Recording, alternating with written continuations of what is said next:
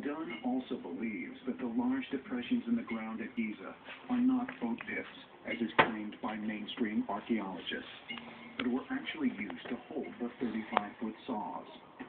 I speculate that they were actually saw pits. The saws were mounted in these pits, and that they ran the blocks through the saws before they put them in the Great Pyramid.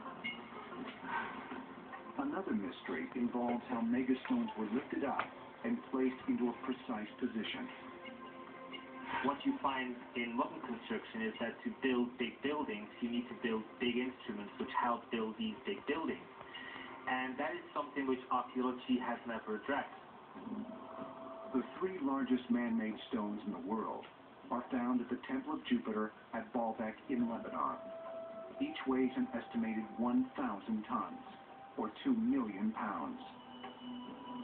A nearby quarry contains an even bigger stone, known as the Stone of the Pregnant Woman. This giant rectangular block weighs an incredible 1,200 tons. To move it today would take the strength of 21 heavy lift cranes. Being in the construction industry, if a certain project is being constructed somewhere, particularly in mountainous areas, how would we carry these machinery, these cranes and all that? They are so heavy that it's virtually impossible to take them to the site.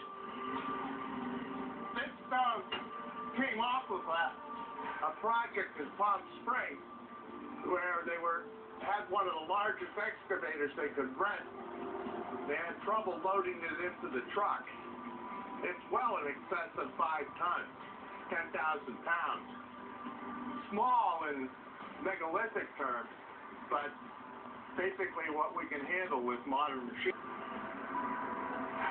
We're supposed to accept that the people who built the pyramid did not have the wheel, did not have the pulley, did not have iron. In fact, they had nothing.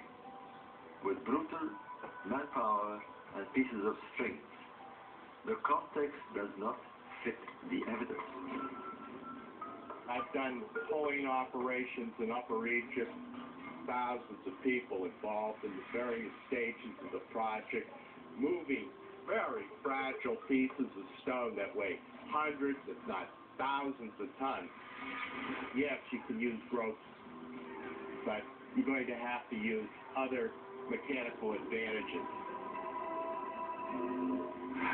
But if ancient civilizations did not possess modern mechanical equipment, how did they move and lift megaton stones? Some believe they were given a technical advantage from extraterrestrial visitors.